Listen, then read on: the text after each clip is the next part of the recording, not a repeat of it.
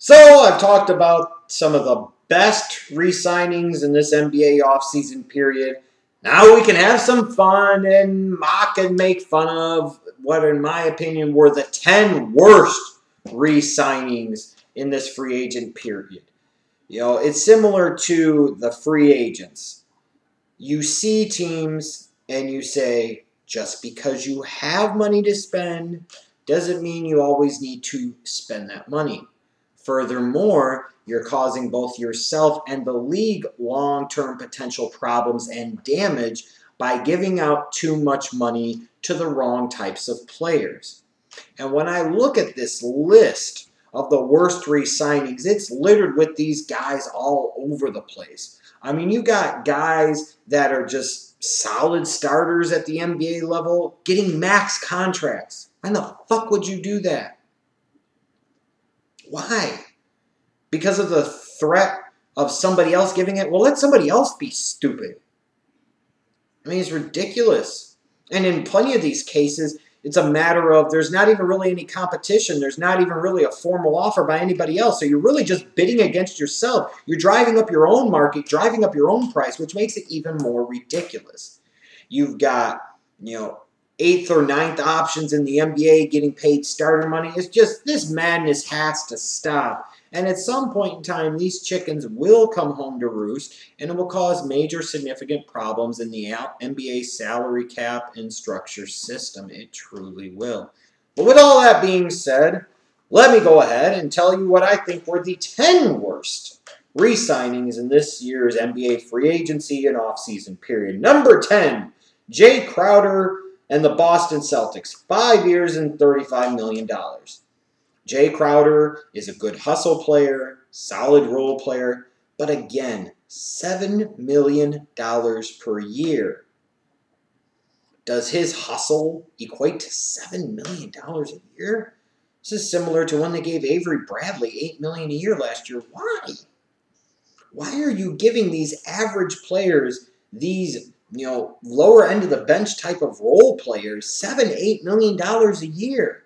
Again, if you're the Boston Celtics, just because you have the money to spend doesn't mean you need to spend it, and it most certainly doesn't mean that you should spend it. This seems unnecessary to me. If you want a guy that does something similar to Jae Crowder, then go draft one and save about $5-6 million a year, at least for the short term. $7 million a year to Jae Crowder. That's insane. Speaking of insane, number 9, Kyle Singler and the Oklahoma City Thunder, 5 years and $25 million. I really have trouble wrapping my head around this one because this is a team that needs to be in a position to make sure that they can offer more money than anybody else to be able to re-sign Kevin Durant after this upcoming season. All the while, knowing that you've got a bunch of money already tied up into Westbrook, you've got a bunch of money tied up into Ibaka, knowing that you were probably going to tie up a bunch of money into Enes Kanter, why are you giving $5 million a year to a guy like Kyle Singler that, if Kevin Durant is healthy, frankly, isn't going to see the floor very much? I mean, we're giving away $5 million a year and locking it in for several years for guys that are going to play 15, 18 minutes a night. That's madness. Absolute madness. And I understand that in the grand scheme of things, this may be a contract that is movable at some point in time, so it could make sense from that standpoint. It also could look better in a couple of years when you see what role players like Kyle Singler are getting, and they're getting $8 or $9 million a year. Well, fuck, the Celtics just gave Jae Crowder $7 million a year as a hustle player. But still, it's a dumb deal. Did you have to give him 5 years and $25 million? Oh, good Christ. When guys like Kyle Singler are getting paid, there's a problem. Number 8, Goran Dragic and the Miami Heat. 5 years and $90 million. I'm sorry. I realize Heat fans are probably excited about bringing back Dragic, and I understand that Dragic has some following. There are people that are fans of him. And I'm not saying I don't like the player. He's not a max player. It pisses me off when I see these stupid-ass teams paying max player money to guys that aren't freaking max players. If Goran Dragic was such a max player, then the Heat should have made the playoffs this year, period. I don't want to hear your excuses and bullshit. about Chris Bosh being out or anything else. If he was that much of a max player, the Heat should have made the freaking playoffs in the Eastern Conference. You just tied yourself in at $18 million a year to a pretty good NBA point guard. A pretty good one. Not an elite one. You know, some will say, well, he was third team All-NBA, so what? Part of that was playing in the system that he played in Phoenix. $18 million a year max money to Goran Dragic. This is insanity. And then you get to number 7, Kevin Love and the Cleveland Cavaliers. 5 years and $110 million. I thought this was kind of dumb from Kevin Love's standpoint. I also thought this was ridiculously dumb from the Cleveland Cavaliers standpoint. If you're Kevin Love, why would you not sit there and maybe take a 2-year contract with a second-year player option similar to what LeBron James did? If you're that confident in yourself and you want to sit there and maximize on your value, why not sit there and get another year where you get paid maybe $20 million and then potentially hit the market again next year when more teams are going to have even more money to spend? Furthermore, who knows how that fit is going to play out this season, because it most certainly didn't play out very well last season. And to the point where once Kevin Love went out in the playoffs, I frankly thought until Kyrie went down, the Cavaliers were a better team because of it. And what's even more ridiculous about this is if and when the Cavaliers give Tristan Thompson some type of long-term deal, you're basically sitting there and tying over $20 million a year into a Kevin Love to be your number 3 option. That's crazy. And Kevin Love has always been that type of guy that sits there and puts up good numbers on bad teams. What this basically says to me from the Cleveland Cavaliers standpoint is they don't want to sit there and let Kevin Love go for nothing a year after trading away Andrew Wiggins. And in some way, this is their justification for trading away Andrew Wiggins. Well, that's not a good way of doing business. Sometimes there are opportunity costs, and you have to know when to cut your losses. And I'm not saying it was necessarily time to cut their losses with Kevin Love, but you're tying over $20 million a year to a guy who you still haven't fully figured out if he can play well full-time with LeBron James and Kyrie Irving. It's mind-blowing to me. Number 6, DeAndre Jordan and the Clippers. 4 years and $88 million for a team that was already in a bad way from a salary cap standpoint.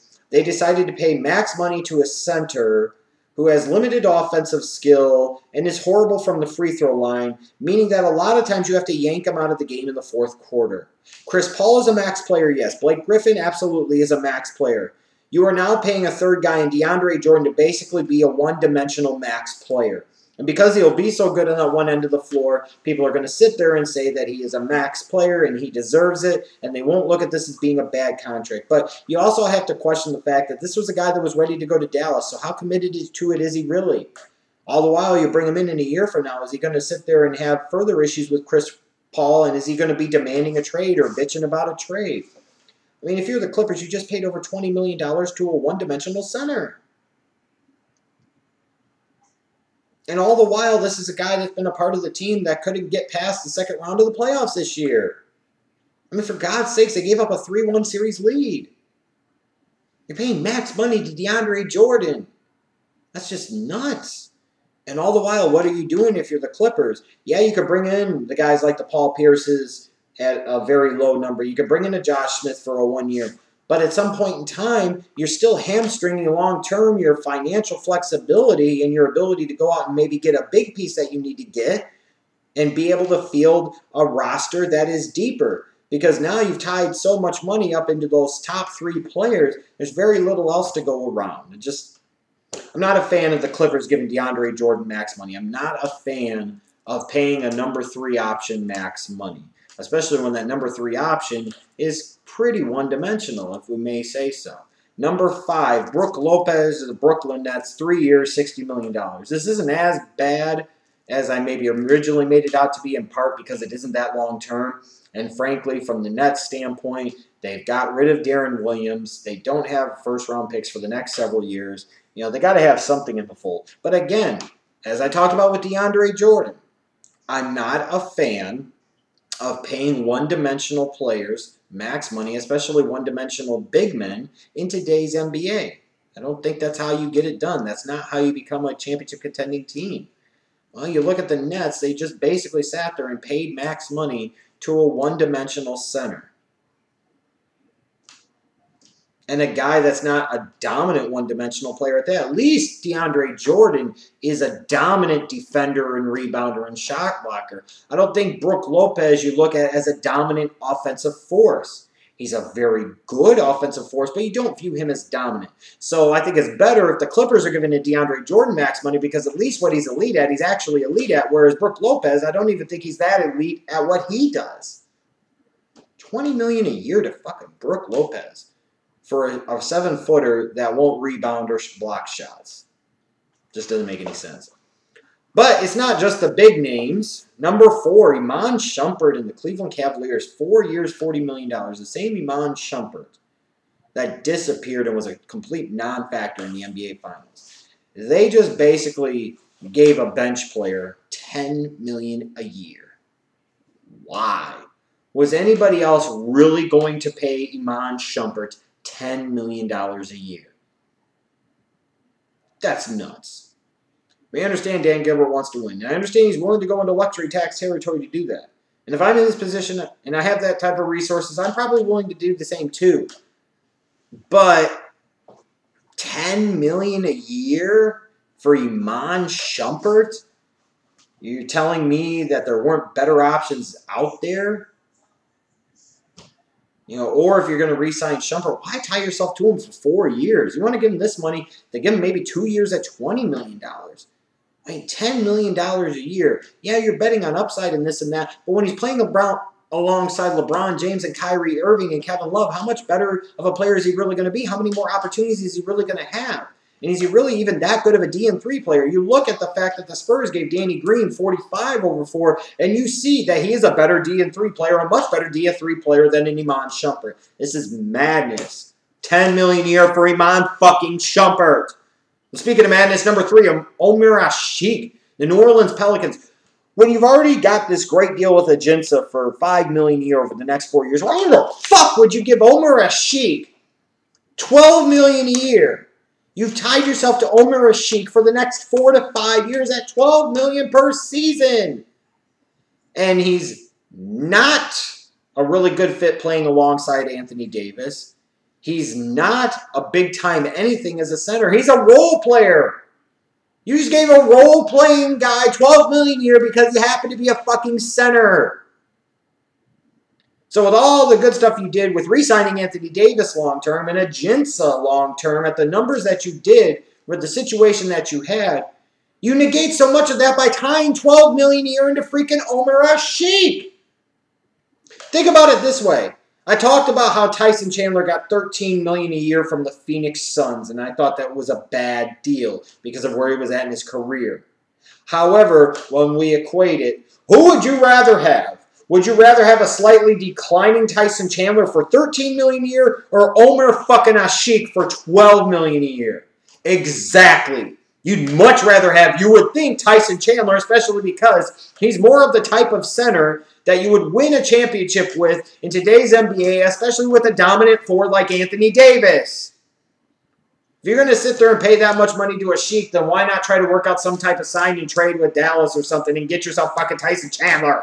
This is insane. But speaking of insane, number 2, the Detroit Pistons gave Reggie Jackson $16 million a year. $16 million a year for Reggie fucking Jackson. I understand you're Detroit and you got to overpay. And I understand maybe you like him. And maybe you think his best basketball's ahead of him. And you want to make a statement. But did you need to make a statement to the tune of $16 million a year? Is Reggie Jackson that type of player? We're paying C-level guys A and B-level money. Somebody needs to lock up these NBA executives or at least keep them away from the fucking checkbook. Reggie Jackson. $16 million per season. He is almost getting paid as much money as Kawhi Leonard or Jimmy Butler. Does anybody else think that that is fucking ridiculous? Exactly. He's getting paid basically as much money as Greg Monroe. And Greg Monroe, in my opinion, is a better NBA player. Wow. But number 1, the worst re-signing that I've seen in this year's NBA free agency and offseason period has to be Enes Kanter and the Oklahoma City Thunder. 4 years and $70 million. Now let's think about this for a second. You make the trade to bring in a guy like Enes Kanter. Yes, Durant goes down with the injury. Russell Westbrook goes insane in terms of what he does. You get rid of Reggie Jackson, which was addition by subtraction. So ding dong, dumb dicks in Detroit. Maybe it's not such a good idea to sit there and pay Reggie Jackson $16 million a year because he wasn't happy playing alongside Durant, Westbrook, and Ibaka in fucking Oklahoma City. But Enes Kanter just got almost $18 million a year. Just because a guy plays a center position doesn't mean he deserves max money. Just because he's adequate on the offensive end of the floor does not equate to him deserving max money. When that guy happens to play the center position and is not all that great of a rebounder and is an absolutely horrendous defender and doesn't demonstrate much of a desire to get any better on that end of the floor, he most certainly does not deserve maximum freaking money. I mean, if you're the Oklahoma City Thunder, you're insane. If Enes Kanter was that valuable and that good, then how the fuck didn't you make the playoffs? Then you can say Durant went out, but you still have Westbrook being a beast. You bring in Kanter, he was so special that you still found a way to not make the playoffs. Yes, even in the Western Conference, but at the end of the day, you still found a way to not make the playoffs. So you decided to reward Enes Kanter with max fucking money. I know somebody else gave him the offer first, and you had the right to match it, and you decided to match it. But holy Christ, what makes this even more ridiculous is at one point in time, the Oklahoma City Thunder decided they couldn't pay all three of Durant, Westbrook, and Harden. So they had to trade James Harden. Because of a situation like this where they didn't want to pay three guys max money. They didn't want to get into luxury tax territory. Yet all of a sudden now, they're going to be paying three players max money. Who would you rather be paying max money to, James Harden or Enes fucking Kanter? Enes Kanter got almost $18 million a year.